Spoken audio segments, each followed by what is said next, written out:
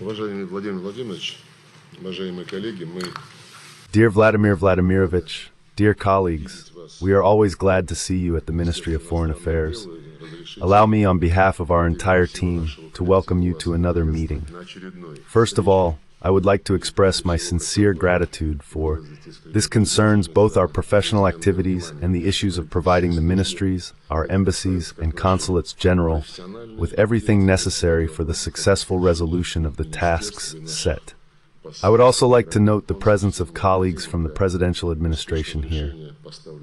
Хотел бы также отметить присутствующих здесь коллег из администрации президента, правительства, федерального собрания, органов. The government, the Federal Assembly, executive authorities, we are invariably committed to the closest interaction and coordination in implementing a unified foreign policy course, which is determined by the President of Russia and is outlined in the foreign policy concept of our country. You signed the latest version of the concept in March of last year. Guided by the strategic guidelines contained in it, we are actively working to strengthen our positions on the international stage, ensure security, and create the most favorable external conditions for development. As a priority, we are increasing ties with the countries of the global majority, the global south, and the global east.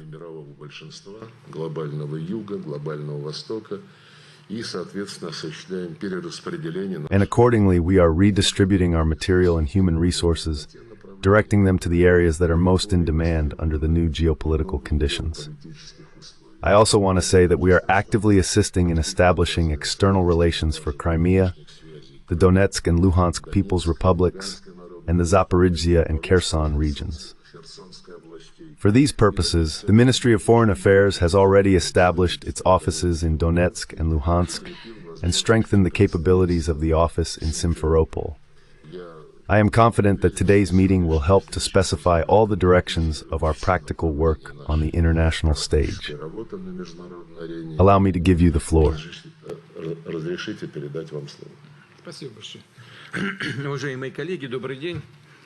Thank you very much.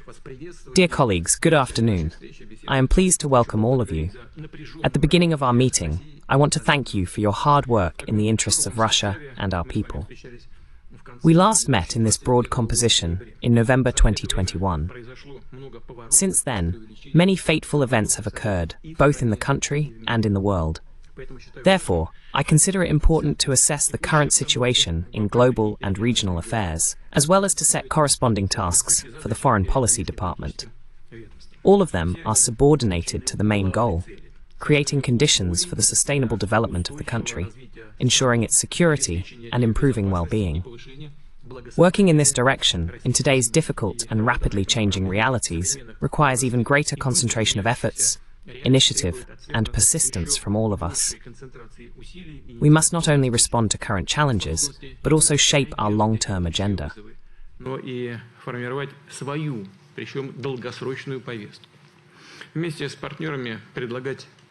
Together with our partners, we propose to discuss within the framework of an open and constructive dialogue the options for solving those fundamental issues that concern not only us, but the entire global community.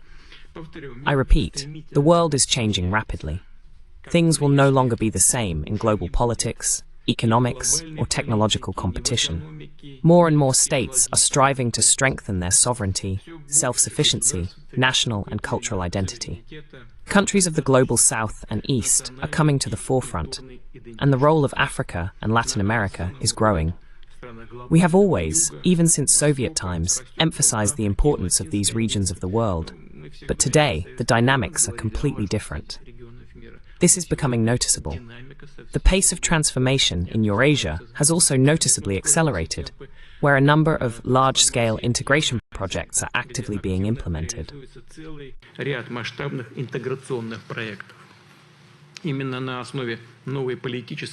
is precisely on the basis of the new political and economic reality that the contours of a multipolar and multilateral world order are being formed today. This is an objective process. It reflects the cultural and civilizational diversity that, despite all attempts at artificial unification, is organically inherent to humanity. These profound systemic changes inspire optimism and hope. The affirmation of the principles of multipolarity and multilateralism in international affairs, including respect for international law and broad representation, allows us to jointly solve the most complex problems for the common good. This helps to build mutually beneficial relationships and cooperation among sovereign states in the interests of the well-being and security of peoples.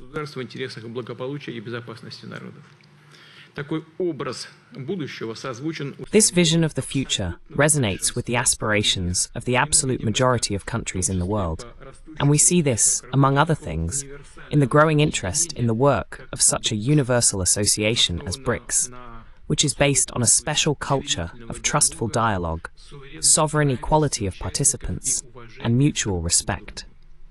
Within the framework of the Russian chairmanship this year, we will facilitate the smooth integration of new BRICS participants into the working structures of the association. I ask the government and the Ministry of Foreign Affairs to continue substantive work and dialogue with partners to arrive at the BRICS summit in Kazan in October with a substantial set of agreed decisions that will set the vector of our cooperation in politics and security, economy and finance, science, culture, sports, and humanitarian ties. Науке, культуре, спорте и гуманитарных связях. В целом, полагаю, что потенциал БРИКС. Overall, I believe that the potential of BRICS will allow it to eventually become one of the core regulatory institutions of a multipolar world order. In this regard, I would like to note that the international discussion on the parameters of interaction between states in a multipolar world and the democratization of the entire system of international relations is already underway. Together with my colleagues from the Commonwealth of Independent States, we have agreed upon and adopted a joint document on international relations in a multipolar world. We have invited partners to discuss this topic on other international platforms, primarily in the CO and BRICS. We are interested in ensuring that this dialogue receives serious development within the walls of the UN, including on such a fundamental and vital topic for everyone as the creation of an indivisible security system.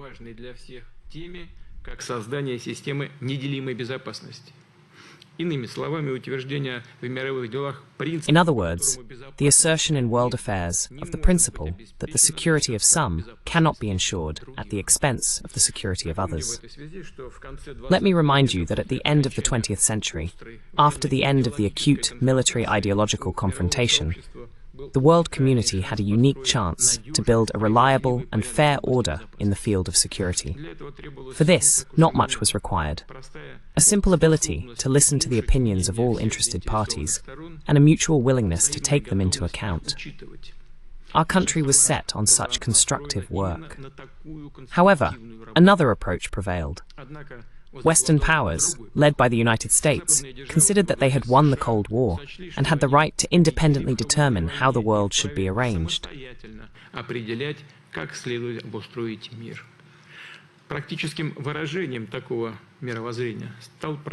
The practical expression of such a worldview became the project of unlimited expansion of the North Atlantic Bloc in space and time. Although there were, of course, other ideas on how to ensure security in Europe. But to our legitimate questions, they responded with excuses in the spirit that no one intends to attack Russia, and NATO expansion is not directed against Russia. The promises made to the Soviet Union, and then to Russia in the late 80s and early 90s about not including new members in the bloc, were calmly forgotten. And if they were remembered, it was with a smirk, referring to the fact that these assurances were verbal and therefore not binding. We consistently pointed out the erroneous course chosen by the Western elites, both in the 90s and later.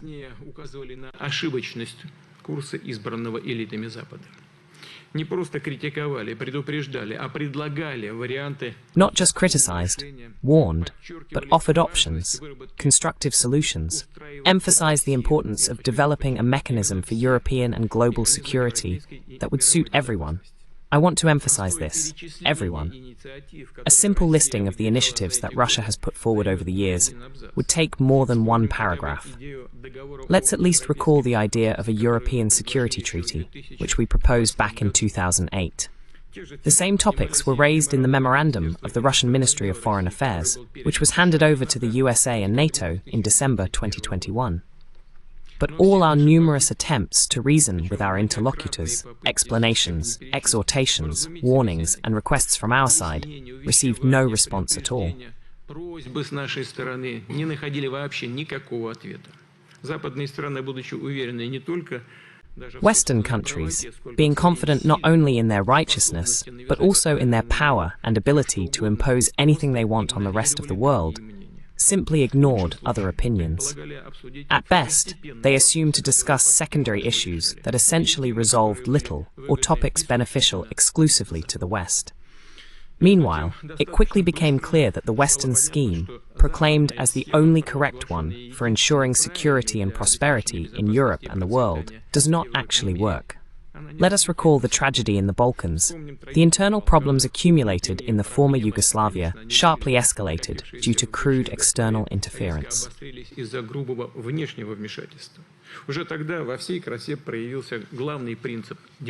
Even then, the main principle of Western-style diplomacy manifested itself in all its glory, deeply flawed and fruitless in resolving complex internal conflicts. Namely, to blame one of the parties, which for some reason they do not particularly like, for all the sins, and to unleash all political, informational, and military power, economic sanctions, and restrictions on it. Subsequently, the same approaches were applied in different parts of the world. We know this very well. Iraq, Syria, Libya, Afghanistan, and so on. And they never brought anything but the aggravation of existing problems, the broken lives of millions of people, the destruction of entire states, the spread of humanitarian and social disasters, and terrorist enclaves.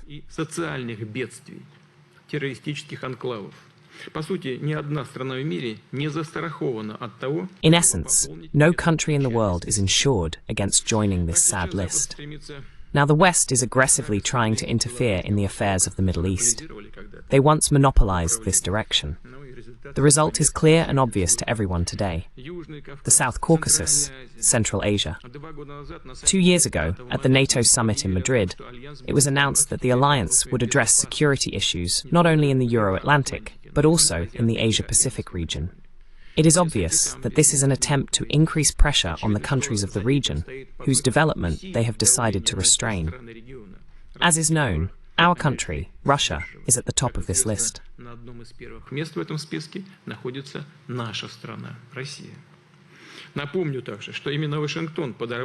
I would also like to remind you that it was Washington that undermined strategic stability by unilaterally withdrawing from the treaties on missile defense and the elimination of intermediate-range and shorter-range missiles, as well as the Open Skies Treaty. Together with their NATO satellites, they destroyed the system of confidence-building measures and arms control in the European space that had been built over decades.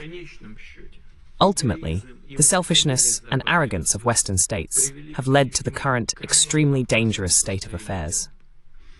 We have come unacceptably close to the point of no return.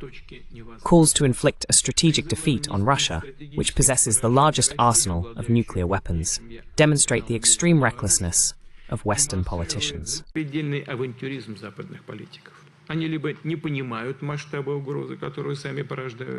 They either do not understand the scale of the threat they themselves are creating, or they are simply obsessed with a belief in their own impunity and exceptionalism.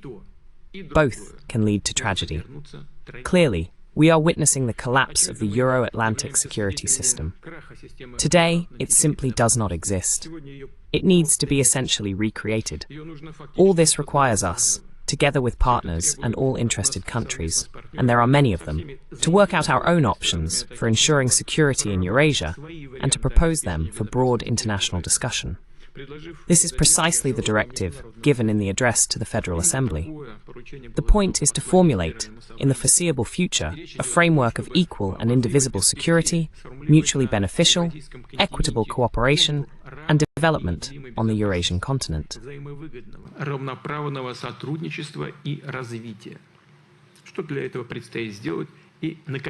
What needs to be done for this, and on what principles? First, it is necessary to establish a dialogue with all potential participants of such a future security system. To begin with, I asked to work out the necessary issues with states open to constructive interaction with Russia. During the recent visit to the People's Republic of China, we discussed this issue with Chinese President Xi Jinping. We noted that the Russian proposal does not contradict, but rather complements and fully aligns with the main principles of the Chinese initiative in the field of global security. Second, it is important to proceed from the fact that the future security architecture is open to all Eurasian countries that wish to participate in its creation.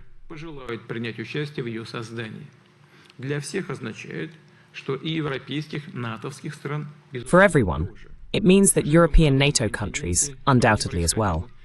We live on the same continent. No matter what happens, geography cannot be changed. One way or another, we will have to coexist and work together. Yes, currently, Russia's relations with a number of European countries have deteriorated. Moreover, it has been emphasized many times, not through our fault. The anti-Russian propaganda campaign, in which quite high-ranking European figures participate, is accompanied by speculations that Russia is allegedly planning to attack Europe. I have said this many times, and there is no need to repeat it multiple times in this hall. We all understand that this is absolute nonsense. It is just a justification for the arms race.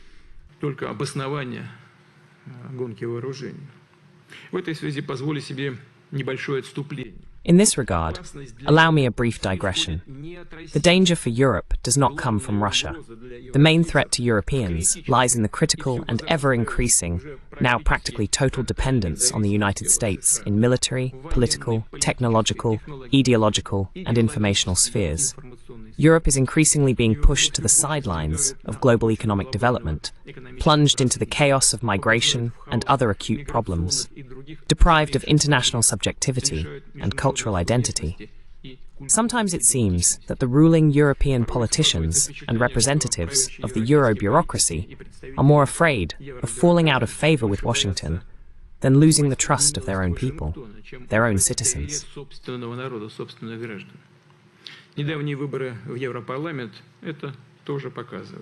The recent elections to the European Parliament also demonstrate this. European politicians swallow humiliation, rudeness, and scandals involving surveillance of European leaders, while the USA simply uses them for its own interests. They force them to buy their expensive gas, which, by the way, costs 3 to 4 times more in Europe than in the USA. Now, for example, they are demanding that European countries increase arms supplies to Ukraine. The demands are constant, here and there, and they impose sanctions against economic operators in Europe without any hesitation.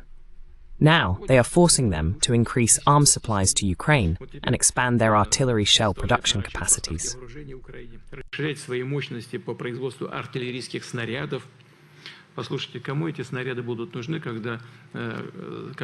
Listen, who will need these shells when the conflict in Ukraine ends? How can this ensure Europe's military security? It's unclear. The USA is investing in military technologies, specifically in the technologies of tomorrow. Space, modern drones, strike systems based on new physical principles. That is, in those areas that will determine the nature of armed struggle in the future, and therefore the military political potential of states and their positions in the world. And Europe is now being assigned a different role. Invest money where we need it. But this does not increase Europe's potential. Well, to hell with them. Maybe it's good for us, but essentially, that's how it is.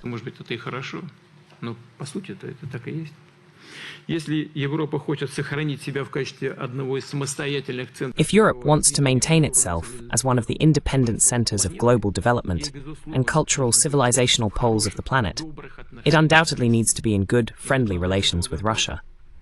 And we, most importantly, are ready for this. This simple and obvious fact was well understood by politicians of truly pan-European and global scale, patriots of their countries and peoples, who thought in historical categories, not bystanders who follow someone else's will and prompts. Charles de Gaulle spoke a lot about this in the post-war years.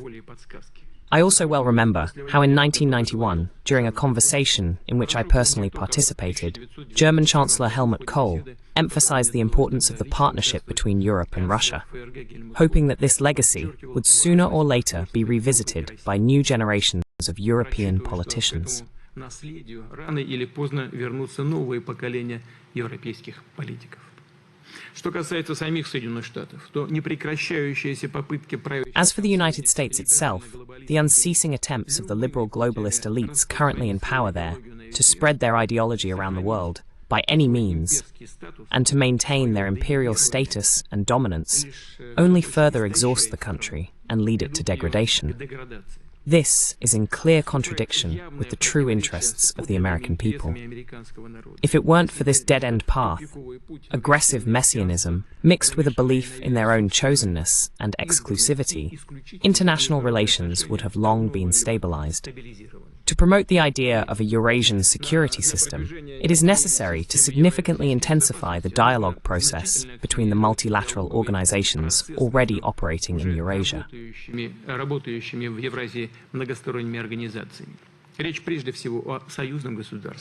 The discussion is primarily about the Union State, the Collective Security Treaty Organization, the Eurasian Economic Union, the Commonwealth of Independent States, and the Shanghai Cooperation Organization.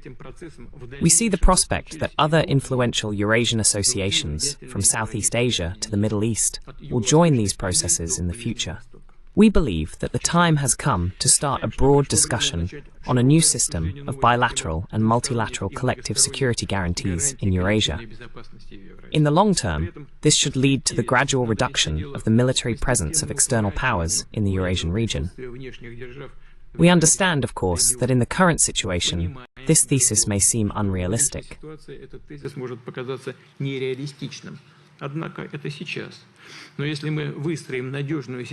However, that is now. But if we build a reliable security system in the future, there simply will be no need for the presence of external military contingents. By and large, to be honest, there is no need for it today either. It's an occupation, that's all. Ultimately, we believe that the states and regional structures of Eurasia should themselves determine the specific areas of cooperation in the field of joint security. They should also build a system of functioning institutions and mechanisms of agreement that would genuinely serve the achievement of common goals of stability and development. In this regard, we support the initiative of our Belarusian friends to develop a program document, the Charter of Multipolarity and Diversity in the 21st Century. Программный документ, Хартию многополярности и многообразия в 21 веке. В ней можно сформулировать не только рамочные принципы. It can formulate not only the framework principles of the Eurasian architecture based on the fundamental norms of international law, but also, in a broader sense, a strategic vision of the essence of the nature of multipolarity and multilateralism as a new system of international relations, replacing the Western-centric world. I consider it important and ask to thoroughly work out such a document with our partners and all interested states. I would add that when discussing such complex, comprehensive issues, it is certainly necessary to have the widest possible representation, taking into account different approaches. An important part of the Eurasian system of security and development should undoubtedly be issues of economy, social well-being, integration, and mutually beneficial cooperation.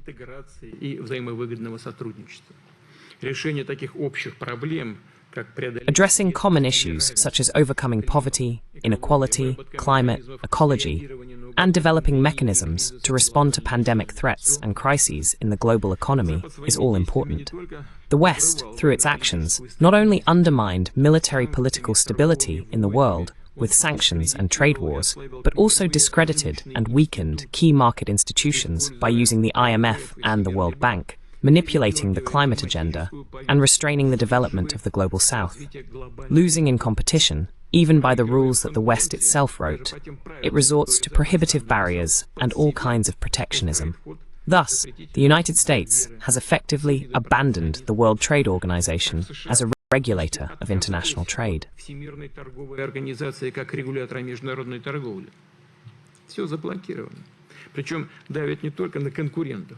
Everything is planned. Moreover, they are pressuring not only competitors, but also their own satellites. Just look at how they are now draining the European economies, which are teetering on the brink of recession. Western countries have frozen part of Russia's assets and currency reserves. Now they are thinking about how to provide at least some legal basis to finally appropriate them. But despite all the legal chicanery, theft will undoubtedly remain theft. And it will not go unpunished, on the other hand. But the issue is even deeper.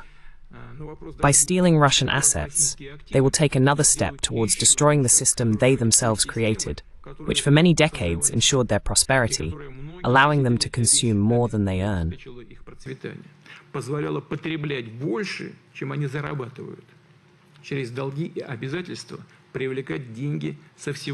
Through debts and obligations to attract money from all over the world.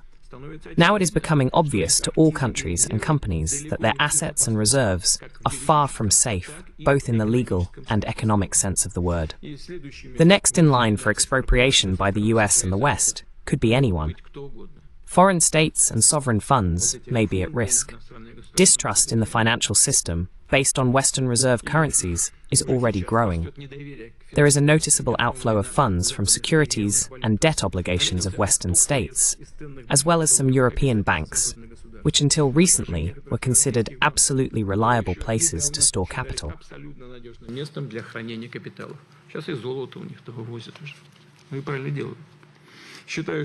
We are acting correctly. I believe that we need to seriously intensify the formation of effective and safe bilateral and multilateral foreign economic mechanisms, alternative to those controlled by the West. This includes expanding settlements in national currencies, creating independent payment systems, and building production and distribution chains, bypassing channels blocked or compromised by the West. And of course, it is necessary to continue efforts to develop international transport corridors in Eurasia, a continent for which Russia is the natural geographic core. Through the Ministry of Foreign Affairs, I instruct to maximize assistance in developing international agreements in all these areas.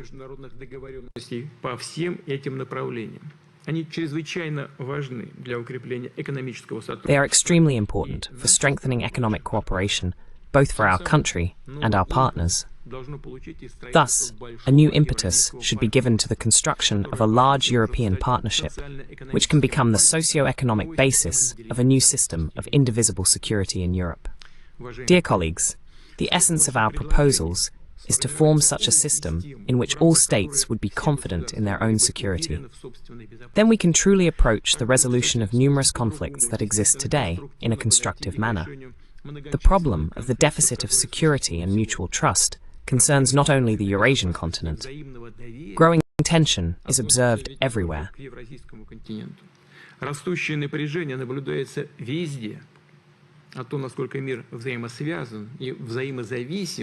The extent to which the world is interconnected and interdependent is something we see constantly. A tragic example for all of us is the Ukrainian crisis, the consequences of which are felt across the entire planet. But I want to say right away, the crisis related to Ukraine is not a conflict between two states, not a conflict between two peoples caused by war.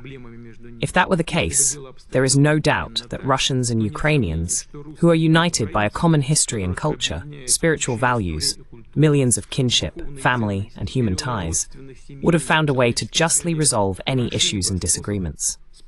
But the situation is different. The roots of the conflict are not in bilateral relations. The events in Ukraine are a direct result of global and European developments at the end of the 20th and the beginning of the 21st century.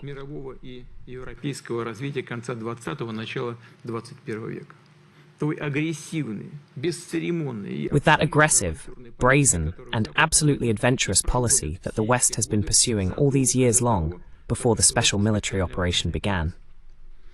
These elites of Western countries, as I mentioned today, after the end of the Cold War, took a course towards further geopolitical restructuring of the world, towards the creation and imposition of the notorious rules-based order, in which strong, sovereign, and self-sufficient states simply do not fit. hence the policy of containing our country.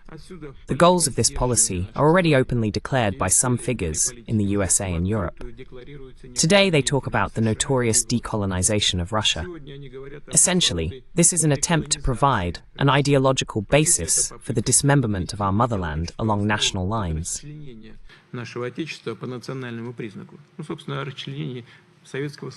In fact, the dismemberment of the Soviet Union and Russia has been discussed for a long time. Everyone sitting in this hall knows this well.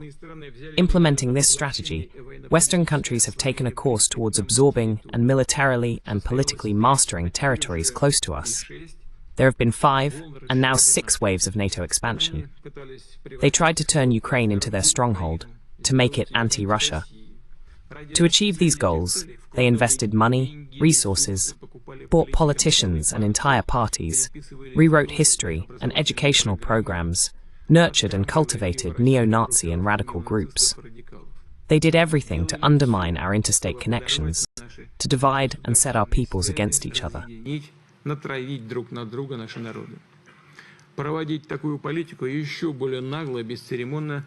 The southeast of Ukraine hindered the implementation of such a policy even more brazenly and unceremoniously. A territory that for centuries was part of the greater historical Russia. People lived there, and still live there, who, even after the declaration of Ukraine's independence in 1991, advocated for good, very close relations with our country.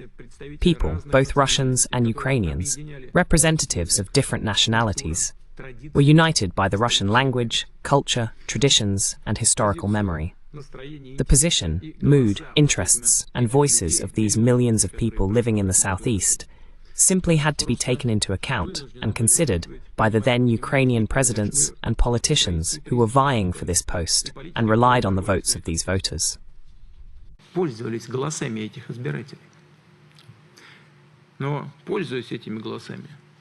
But, using these votes, they then maneuvered, hedged, lied a lot, and talked about the so-called European choice. They did not dare to completely break with Russia because the southeast of Ukraine had a different stance. This could not be ignored. Such duality has always been inherent in Ukrainian authorities throughout all the years after the recognition of independence. The West, of course, saw this. It had long understood the problems that existed there and could be stirred up. It raised the restraining significance of the southeastern factor, as well as the fact that no amount of long-term propaganda could fundamentally change the situation. Of course, much was done, but it was difficult to fundamentally change the situation.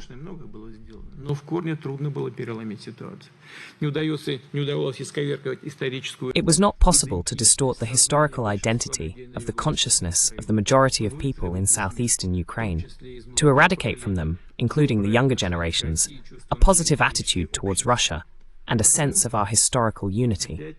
And so they decided to act with force again, simply to break the people in the southeast, to disregard their opinion. For this, they arranged, organized, and financed. Of course, they took advantage of the difficulties and complexities of Ukraine's internal political situation. But still, they consistently and purposefully prepared armed state coups. A wave of pogroms, violence, and murders swept through the cities of Ukraine. Power in Kiev was finally seized and usurped by radicals.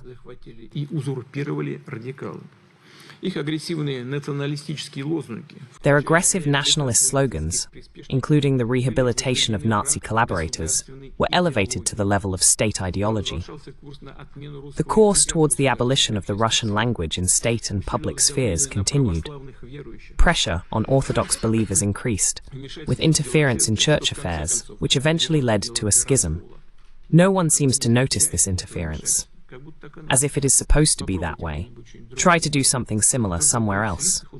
There would be so much noise that your ears would fall off. But there, it's allowed because it's against Russia. Millions of residents of Ukraine, primarily from its eastern regions, opposed the coup. They were threatened with reprisals and terror.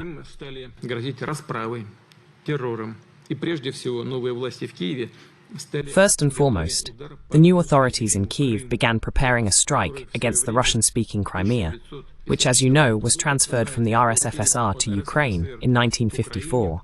with violations of all norms, laws, and procedures, even those in effect in the Soviet Union at that time.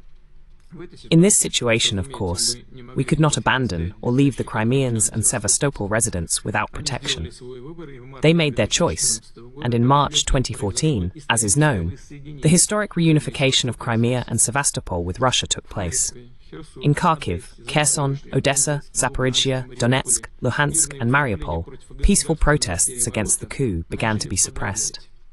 Terror was unleashed by the Kiev regime and nationalist groups.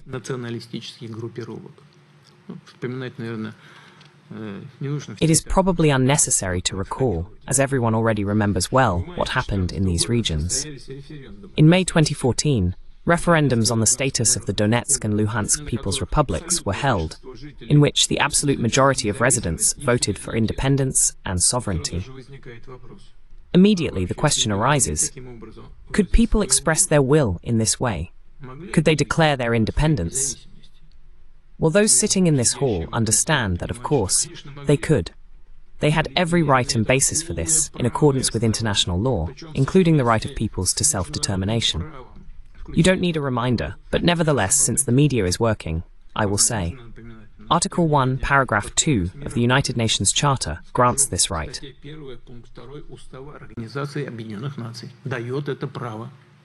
Напомню в этой связи пресловутый косовский прецедент. Много раз уже говорили в свое время.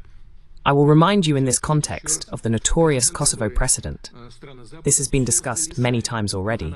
I will say it again now. A precedent that Western countries created themselves. In a similar situation, they recognized the legitimacy of Kosovo's secession from Serbia, which took place in 2008.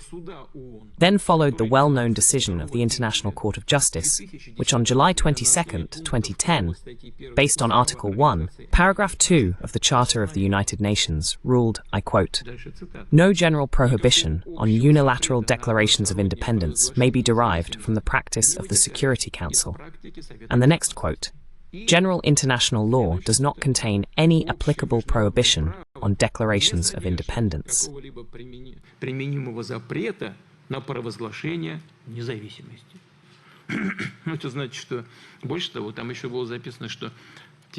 Well, it means that it was written there that the parts of the country that decided to declare their independence were not obliged to appeal to the central authorities of their former state. Everything was written in black and white. So, did these republics of Donetsk and Luhansk have the right to declare their independence? Of course, yes. The question cannot be considered otherwise. What did the regime in Kiev do in this situation? Completely ignored the people's choice and unleashed a full-scale war against the new independent states, the People's Republics of Donbass, using aviation, artillery, and tanks. Bombings and shelling of peaceful cities began, acts of intimidation. And what happened next?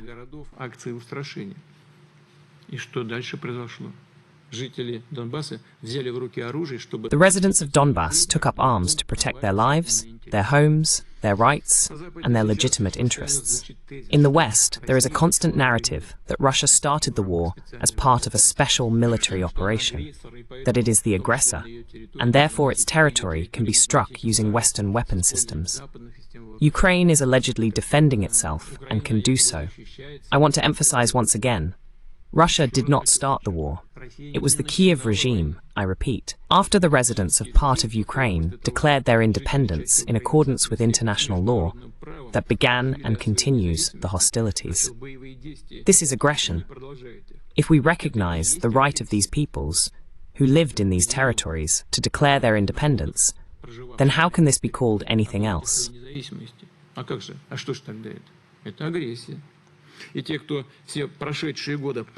This is aggression. And those who have been helping the military machine of the Kiev regime all these years are accomplices of the aggressor. Back in 2014, the residents of Donbass did not submit. The militia units held out, repelled the punitive forces, and then pushed them back from Donetsk and Luhansk. We hoped that this would sober up those who unleashed this carnage.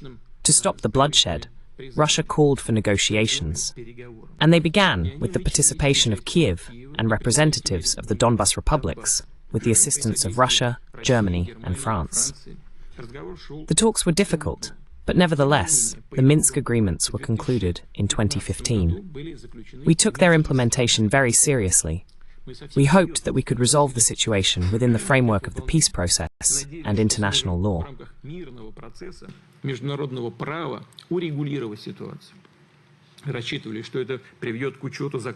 We expected that this would lead to the consideration of the legitimate interests and demands of Donbass, the enshrinement of a special status for these regions in the constitution, and the fundamental rights of the people living there, while preserving the territorial unity of Ukraine. We were ready for this. We were ready to persuade the people living in these territories to resolve issues in this way. We repeatedly proposed various compromises and solutions, but everything was ultimately rejected. The Minsk agreements were simply thrown into the trash by Kyiv. As representatives of the Ukrainian leadership later admitted, none of the articles of these documents suited them. They just lied and twisted things as much as they could. Просто врали и изворачивались, как могли. Бывший канцлер ФРГ и бывший президент Франции фактически... The former Chancellor of Germany and the former President of France, effectively co-authors and guarantors of the Minsk agreements, later openly admitted that their implementation was never planned. They just needed to talk the situation to death, to buy time for building up Ukrainian armed formations, pumping them with weapons and equipment. They simply deceived us. Instead of a real peace process, instead of a policy of reintegration and national reconciliation, which they loved to talk about in Kyiv, Donbass was shelled for 8 years, subjected to terrorist attacks, murders, and the harshest blockade was organized. All these years, the residents of Donbass, women, children, the elderly, were declared second-class people, subhumans, and were threatened with reprisals. They said, "We will come and settle scores with each one of you."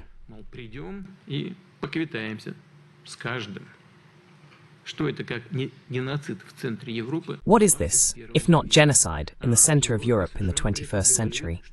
And Europe and the USA pretended that nothing was happening, that no one noticed anything.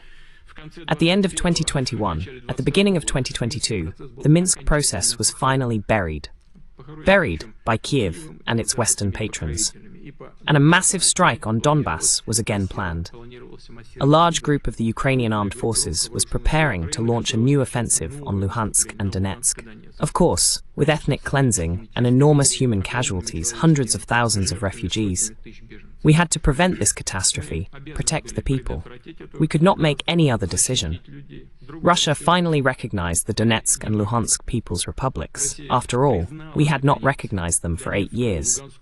We were still hoping to negotiate. The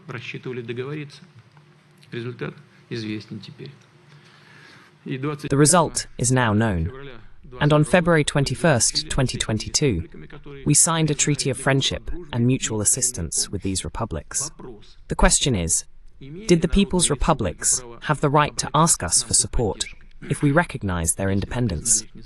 And did we have the right to recognize their independence high, just as they had the right to declare their sovereignty in accordance with the articles and decisions of the International Court of Justice that I mentioned? Did they have the right to declare independence? They did. But if they had such a right and exercised it, then we had the right to sign a treaty with them. And we did. Moreover, I repeat, in full accordance with international law and Article 51 of the UN Charter. At the same time, we called on the Kyiv authorities to withdraw their troops from Donbass.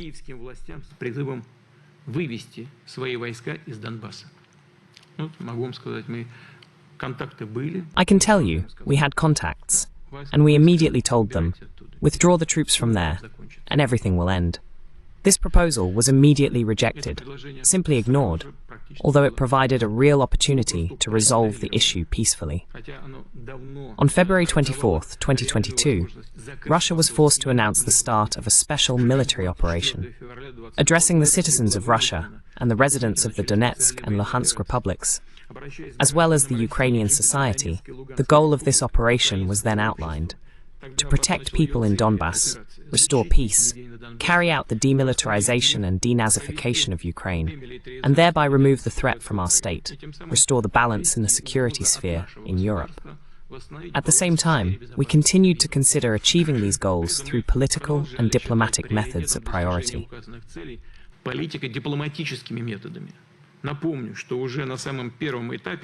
I would like to remind you that at the very first stage of the special military operation, our country entered into negotiations with representatives of the Kiev regime. They initially took place in Belarus, then in Turkey. We tried to convey our main message: respect the choice of Donbass, the will of the people living there, withdraw the troops, stop the shelling of peaceful cities and towns. Nothing more is needed. The remaining issues will be resolved later. The response was no. We will fight. It is obvious that this was the command from the Western masters. And now I will also speak about this. At that time, in February-March 2022, our troops, as is known, approached Kyiv. There are many speculations about this, both in Ukraine and in the West, both then and now. What do I want to say about this?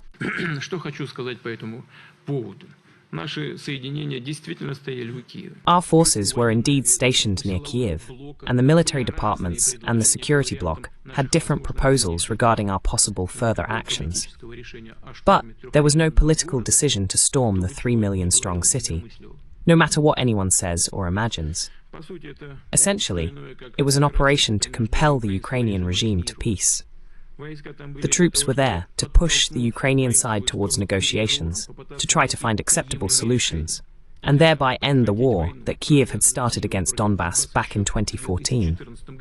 Resolve issues that pose a threat to the security of our country, to the security of Russia. And strangely enough, as a result, it was indeed possible to reach agreements that were generally acceptable to both Moscow and Kiev.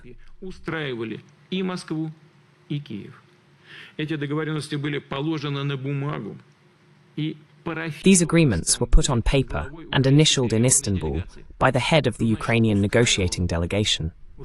This means that such a resolution of the issue suited the Kiev authorities. The document was called the Treaty on Permanent Neutrality and Security Guarantees of Ukraine. It was of a compromise nature, but its key points met our fundamental requirements. They addressed the tasks declared as primary at the start of the special military operation, including, as strange as it may seem, I draw attention to the demilitarization and denazification of Ukraine. We also managed to find complex solutions. They were difficult, but found. Specifically, it was meant that a Ukrainian law would be adopted banning Nazi ideology and any of its manifestations.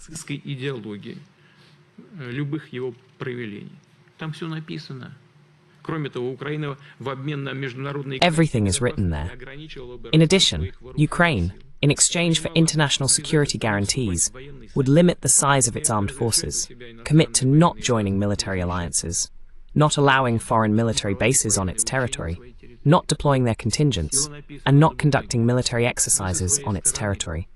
Everything is written on paper. For our part, also understanding Ukraine's security concerns, we agreed that Ukraine, while not formally joining NATO, would receive guarantees practically equivalent to those enjoyed by members of this alliance. This was not an easy decision for us, but we recognize the legitimacy of Ukraine's demands for ensuring its security, and in principle, did not object to the formulations proposed by Kyiv.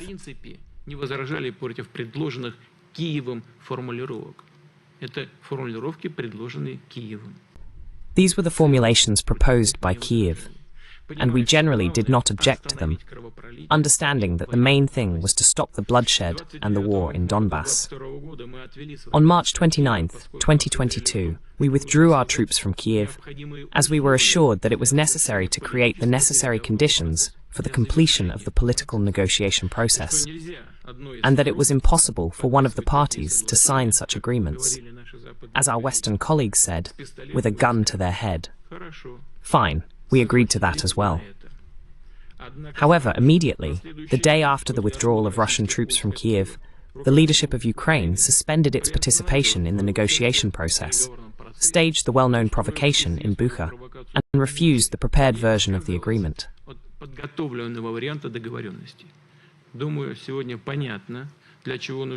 I think it is clear today why this dirty provocation was needed, to somehow explain the rejection of the results that were achieved during the negotiations. the path to peace was again rejected. This was done, as we now know, at the behest of Western curators, including the former Prime Minister of the United Kingdom. During his visit to Kiev, it was explicitly stated, no agreements, Russia must be defeated on the battlefield, achieving its strategic defeat and victory. They began to intensively pump Ukraine with weapons. They started talking about the need to inflict, as I just reminded, a strategic defeat on us. And sometime later, as everyone knows well, the President of Ukraine issued a decree. Президент Украины издал декрет, которым запретил своим представителям и даже самому себе вести какие-то... Forbade his representatives and even himself from conducting any negotiations with Moscow. This episode of our attempt to resolve the issue by peaceful means again ended in nothing. By the way, on the topic of negotiations, now I would like to disclose another episode to this audience.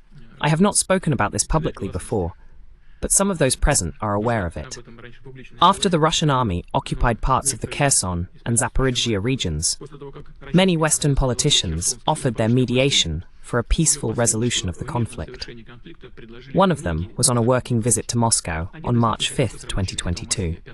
We accepted his mediation efforts, especially since during the conversation he referred to the support of the leaders of Germany and France, as well as high-ranking representatives of the United States.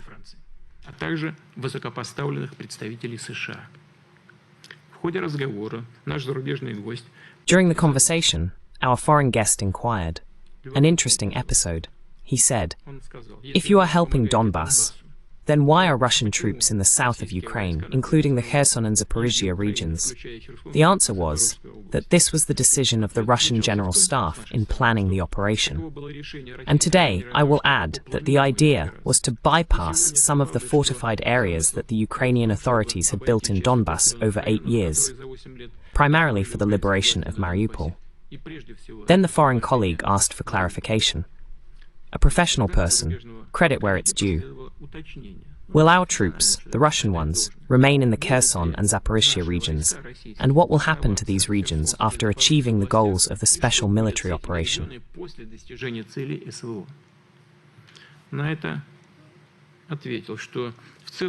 To this, I replied that in general, I do not rule out the preservation of Ukrainian sovereignty over these territories, but on the condition that Russia will have a solid land connection with Crimea. That is, Kiev must guarantee the so-called servitude, legally formalized rights of access for Russia to the Crimean Peninsula through the Kherson and Zaporizhzhia regions. This is a crucial political decision. Of course, in the final version, it would not be made unilaterally, but only after consultation with the Security Council and other structures. Also, after discussions with the citizens of our country, and above all, with the residents of the Kherson and Zaporizhzhia regions. Ultimately, that is what we did. We asked the opinions of the people themselves and held referendums.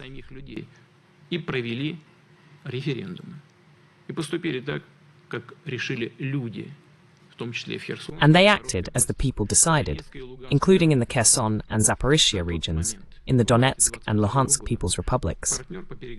In March 2022, a negotiation partner reported that he was going to head to Kiev to continue the conversation with colleagues in the Ukrainian capital. We welcomed this, as well as attempts to find a peaceful resolution to the conflict, because each day of hostilities meant new casualties and losses.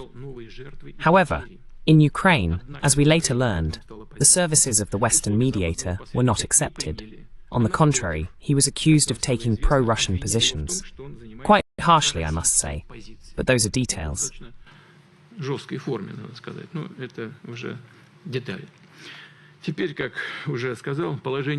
Now, as I have already said, the situation has fundamentally changed. The residents of Kherson and Zaporizhzhia expressed their position during the referendums. The Kherson and Zaporizhzhia regions, as well as the Donetsk and Luhansk People's Republics, became part of the Russian Federation. There can be no talk of violating our national unity. The will of the people to be with Russia is unshakable. The issue is closed forever and is no longer up for discussion. I want to repeat once again, It was the West that prepared and provoked the Ukrainian crisis, and now it is doing everything to prolong this crisis indefinitely, weakening and mutually embittering the peoples of Russia and Ukraine. They are sending new batches of ammunition and weapons. Some European politicians have started talking about the possibility of deploying their regular troops in Ukraine.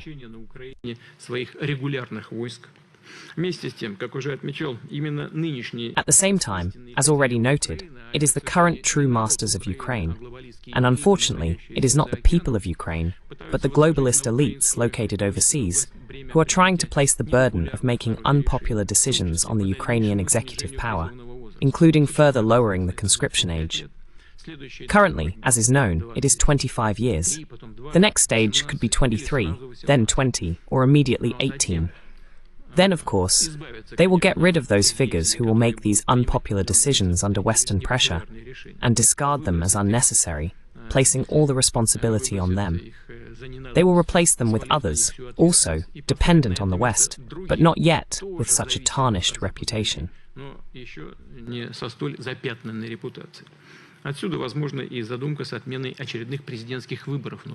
Perhaps this is the reason behind the idea of cancelling the upcoming presidential elections in Ukraine. Now, those in power will do everything, then they will be removed, and they will continue to do what they deem necessary. In this regard, let me remind you of something that people in Kiev now prefer not to remember. And in general, the West prefers not to talk about it. What is it about? Back in May 2014, the Constitutional Court of Ukraine ruled that, I quote, "The president is elected for 5 years, regardless of whether he is elected in extraordinary or regular elections." In addition, the Constitutional Court of Ukraine noted that, I quote, "The constitutional status of the president does not contain provisions that would establish any term other than the 5-year term." End of quote. The court's decision was final and not subject to appeal.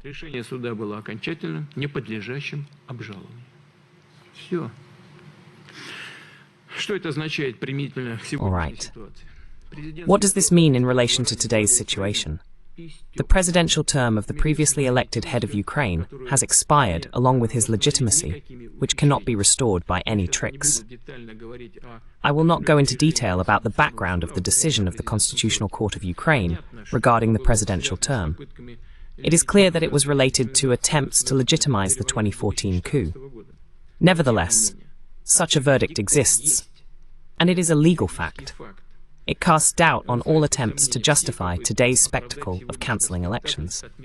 In fact, the current tragic chapter in Ukraine's history began with a forcible seizure of power, as I have already said, an unconstitutional coup in 2014. I repeat, the source of the current Kiev regime is an armed path.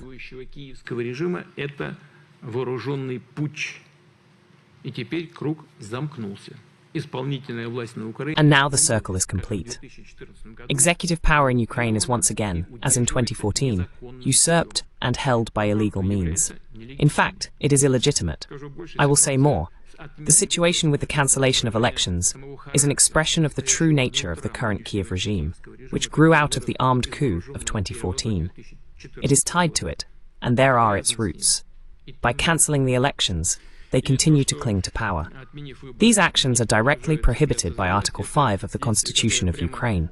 I quote, "The right to determine and change the constitutional order in Ukraine belongs exclusively to the people and cannot be usurped by the state, its bodies, or officials." In addition, such actions fall under Article 109 of the Constitution. The Criminal Code of Ukraine, which specifically addresses the violent alteration or overthrow of the constitutional order, the seizure of state power, as well as conspiracy to commit such actions. In 2014, such usurpation was justified in the name of revolution, and now by military actions. But the essence of this does not change. Essentially, it is about a conspiracy between the executive power of Ukraine and the leadership of the Verkhovna Rada, controlled by the parliamentary majority, aimed at the usurpation of state power. It cannot be called otherwise, and it is a criminal offence under Ukrainian law. The Constitution of Ukraine does not provide for the possibility of cancelling or postponing presidential elections or extending the president's powers due to martial law, which is currently being referenced.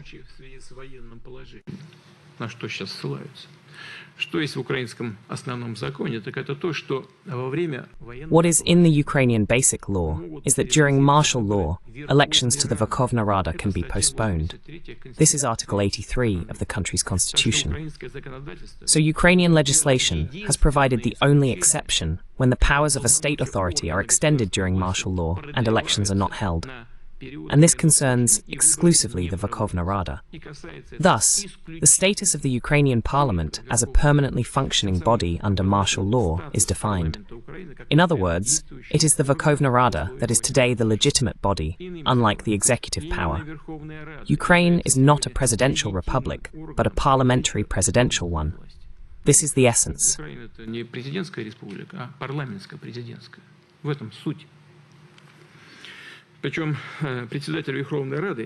Moreover, the chairman of the Verkhovna Rada, acting as the president, is endowed with special powers under Articles 106 and 112, including in the areas of defense, security, and supreme command of the armed forces. Everything is clearly spelled out there. By the way, in the first half of this year, Ukraine concluded a package of bilateral agreements on cooperation in the field of security and long-term support for socially vulnerable states in Europe. Now, a similar document has appeared with the USA. But since May 21st of this year, the question of the powers and legitimacy of the Ukrainian representatives who sign such documents has naturally arisen. As they say, it doesn't matter to us. Let them sign whatever they want.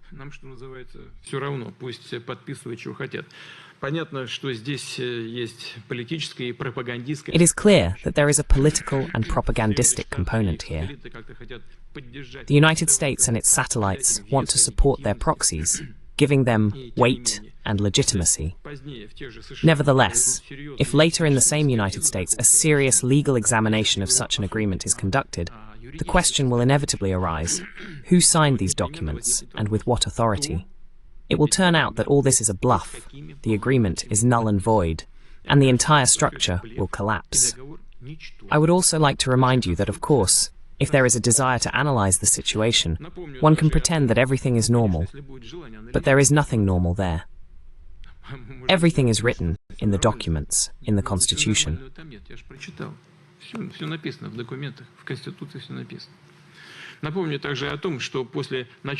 I would also like to remind you that after the start of the special military operation, the West launched a vigorous and rather unceremonious campaign, trying to isolate Russia on the international stage. Today, it is clear to everyone that this attempt has failed.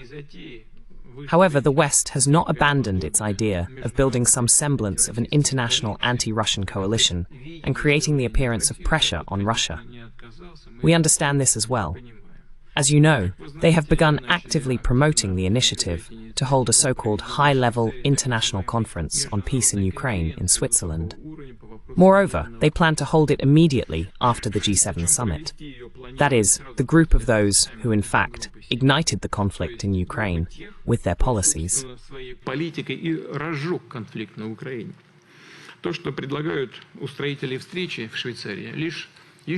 What the organizers of the meeting in Switzerland are proposing is just another ploy to distract attention, to swap the cause and effect of the Ukrainian crisis, to lead the discussion down a false path, and to create the appearance of legitimacy for the current government in Ukraine. It is natural that no fundamental issues underlying the current crisis of international security and stability, the true roots of the Ukrainian conflict, are going to be discussed in Switzerland. Despite all attempts to give a respectable appearance to the conference agenda, it can be expected that everything will boil down to general demagogic talk and a new set of accusations against Russia.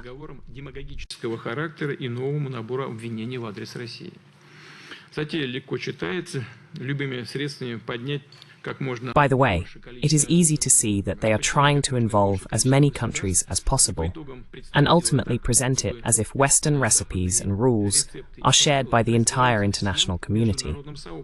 Therefore, our country must unconditionally accept them. As you know, We were naturally not invited to the meeting in Switzerland. After all, this is not really a negotiation, but an attempt by a group of countries to continue pushing their agenda, deciding issues that directly affect our interests and security at their own discretion. I want to emphasize in this regard, without Russia's participation, without an honest and responsible dialogue with us, it is impossible to reach a peaceful solution in Ukraine and overall global European security.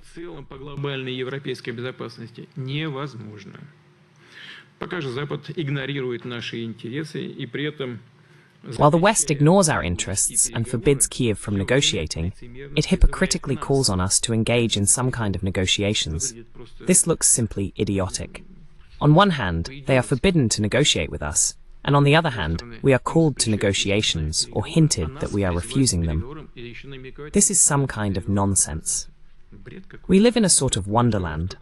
First of all, they should start by giving Kiev the command to lift the ban on negotiations with Russia. Secondly, we are ready to sit at the negotiating table even tomorrow.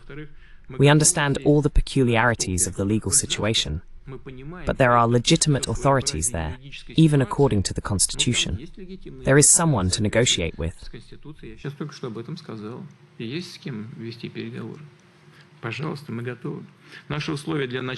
Please, we are ready. Our conditions for starting such a conversation are simple and boil down to the following. I would now spend some time to reproduce the entire chain of events once again, so it is clear that what I am about to say is not a matter of today's circumstances. We have always adhered to a certain position. We have always strived for peace. So these conditions are very simple. Ukrainian troops must be completely withdrawn from the Donetsk and Luhansk People's Republics, Kherson and Zaporizhzhia regions. Moreover, I draw attention to the fact that this means from the entire territory of these regions, within their administrative borders, that existed at the time of their incorporation into Ukraine.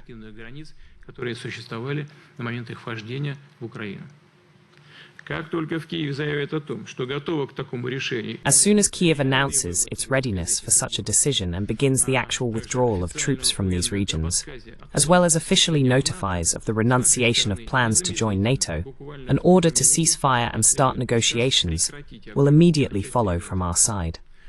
I repeat, we will do this immediately. Naturally, we guarantee the unimpeded and safe withdrawal of Ukrainian units and formations. We would like to hope that such a decision on troop withdrawal, non-aligned status, and the start of dialogue with Russia, on which Ukraine's future depends, will be made independently in Kiev, based on the prevailing realities and guided by the genuine national interests of the Ukrainian people, and not under Western directives.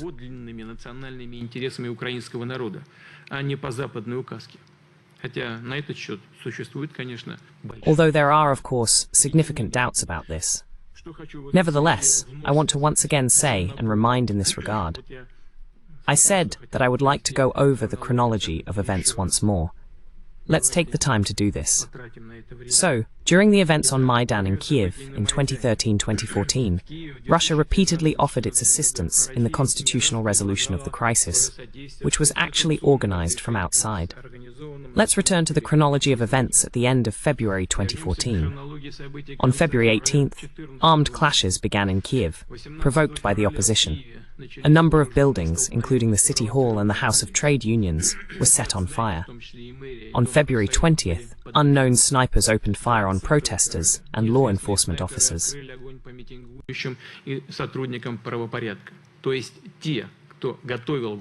Those who were preparing the armed coup did everything to push the situation further towards violence and radicalization. The people who were on the streets of Kiev during those days, expressing dissatisfaction with the then government, were intentionally used for their selfish purposes, like cannon fodder.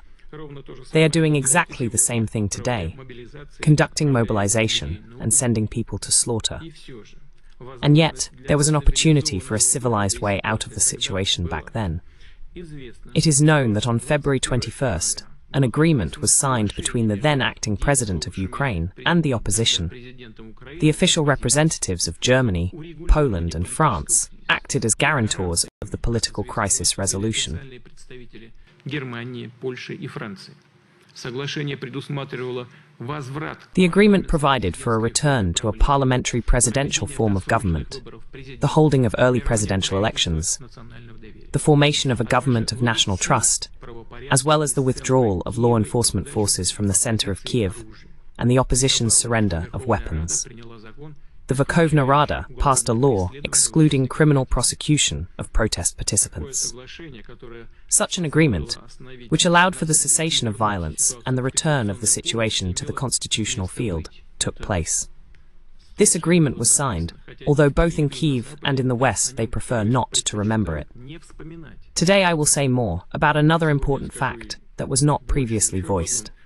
Literally, in those same hours, on February 21st, a conversation took place with my American counterpart, at the initiative of the American side. Разговор с моим американским визави.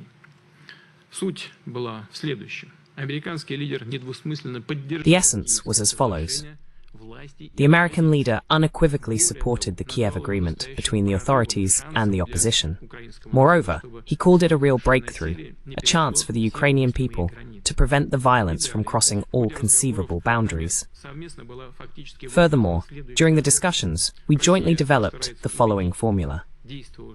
Russia would try to persuade the then acting president of Ukraine to behave as restrained as possible, not to use the army and law enforcement agencies against the protesters. Accordingly, the opposition would be called to order, to free administrative buildings so that the streets would calm down. All this was supposed to create conditions for life in the country to return to normal within the constitutional and legal framework. Стране вернулась в нормальное русло, в конституционно-правовое поле. И в целом мы договорились работать сообща. Overall, we agreed to work together for the sake of a stable, peaceful, normal, and developing Ukraine. We fully kept our word. The then president of Ukraine, Yanukovych, who actually did not plan to use the army, nevertheless did not do so. Moreover, he even withdrew additional police units from Kiev. And what about the Western colleagues? On the night of February 22nd and throughout the following day, when President Yanukovych went to Kharkiv, where a Congress of Deputies from the southeastern regions of Ukraine and Crimea was supposed to take place, radicals, despite all the agreements and guarantees from the West, both Europe and the USA, forcibly took control of the Rada building, the presidential administration, and seized the government.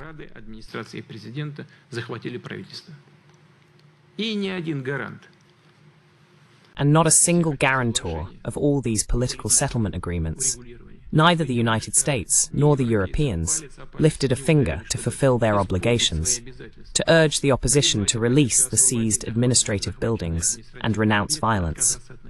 It is evident that such a course of events not only suited them, it seems that they were the authors of the development of events in this very direction.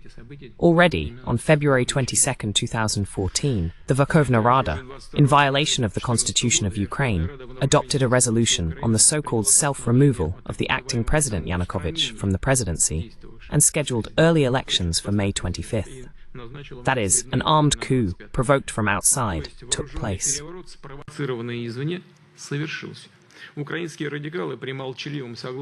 Ukrainian radicals, with the silent consent and direct support of the West, thwarted all attempts to resolve the situation peacefully. Then we urged Kiev and Western capitals to start a dialogue with the people in southeastern Ukraine, to respect their interests, rights, and freedoms. No, the regime that came to power as a result of a coup chose war. In the spring and summer of 2014, it launched punitive actions against Donbass. Russia once again called for peace. We did everything to resolve the acute problems within the framework of the Minsk agreements. But the West and the Kiev authorities, as I have already emphasized, did not intend to fulfill them. Although in words, Western colleagues, including the head of the White House, assured us that the Minsk agreements were important and that they were committed to the processes of their implementation.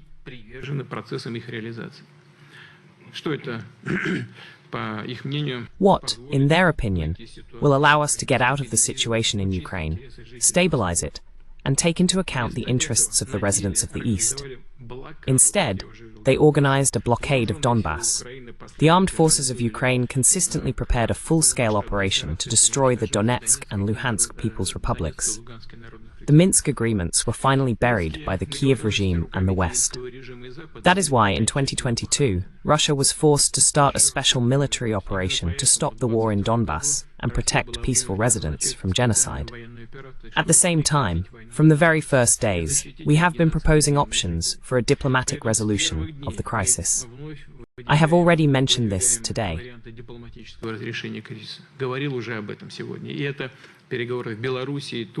These are the negotiations in Belarus and Turkey, the withdrawal of troops from Kiev to create conditions for signing the Istanbul agreements, which were in principle agreed upon by everyone. But even these attempts of ours were ultimately rejected. The West in Kiev took a course to defeat us. But, as is known, all of this failed. Today we are making another concrete, real peace proposal. If Kiev and the Western capitals reject it, as before, then ultimately it is their business, their political and moral responsibility for the continuation of the bloodshed. It is obvious that the realities on the ground, on the line of combat contact, will continue to change not in favor of the Kiev regime. And the conditions for starting negotiations will be different.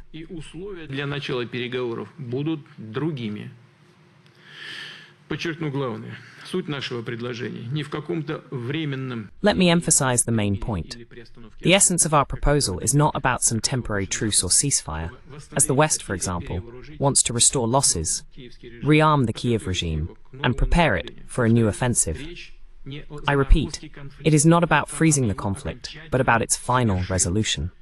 And I will say it again, as soon as Kiev agrees to the course of events proposed today, agrees to the complete withdrawal of its troops from the DPR and LPR, Zaporizhia and Kherson regions, and actually begins this process, we are ready to start negotiations without delay. I repeat, our principled position is a neutral, non-aligned, non-nuclear status for Ukraine, its demilitarization and denazification.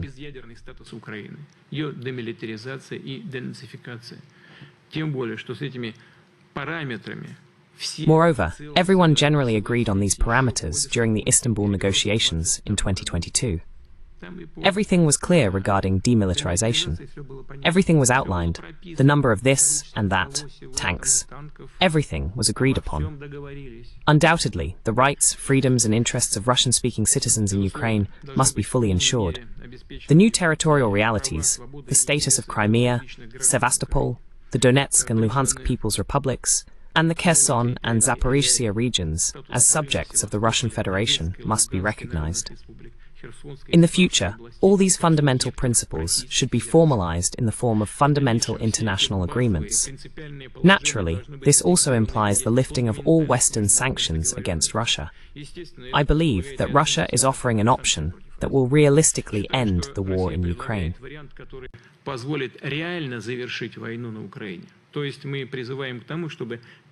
In other words, we call for turning a tragic page of history. Let it be difficult and gradual, step by step, but it is necessary to start restoring relations of trust and good neighborliness between Russia and Ukraine, as well as in Europe as a whole. By resolving the Ukrainian crisis, we, together with our partners from the CSTO and SCO, who are already making a significant contribution to finding ways for peaceful resolution, as well as with Western, including European, states, are ready for dialogue. We could begin the fundamental task that I mentioned at the beginning of my speech, namely the creation of an indivisible system of Eurasian security that takes into account the interests of all states on the continent, without exception.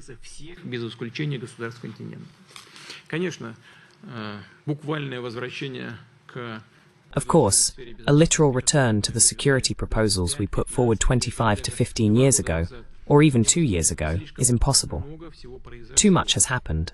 Circumstances have changed.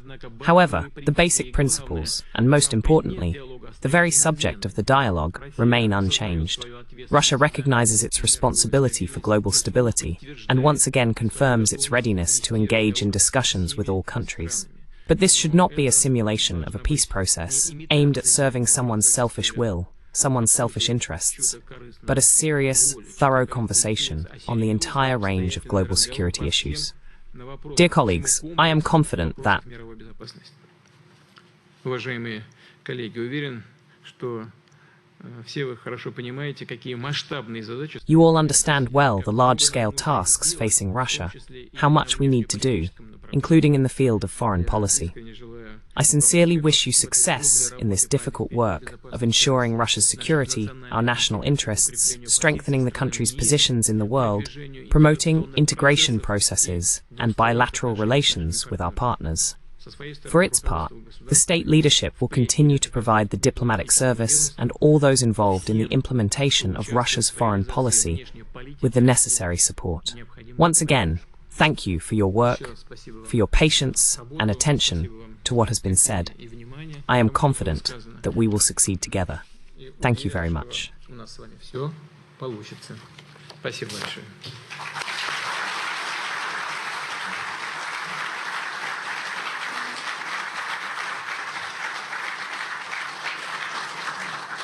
Уважаемый Владимир, большое спасибо за, прежде всего, хотел... Dear Vladimir Vladimirovich, thank you very much for your assessment of our work. We are trying, and life forces us to try even harder. We will continue because everyone understands that this is necessary for the fate of the country, our people, and to some extent for the whole world. Your directive, which you have just outlined, detailing the concept of Eurasian security, will be carried out as specifically as possible together with our colleagues from other departments. And in the context of building a new, fair, as you said, indivisible security system. Как вы сказали, неделимой системы безопасности на тех же принципах будем продолжать решать и отдельные содействия. We will continue to address individual crisis situations based on the same principles, among which the Ukrainian crisis holds priority for us. We will use your new initiative in various situations, including our work within BRICS, the Shanghai Cooperation Organization, with the People's Republic of China, and with countries in Latin America and Africa. These countries have also put forward their initiatives, but they are still being ignored by those who govern Ukraine. Thank you again. We will continue to make efforts. Еще раз вам спасибо, будем стараться и дальше.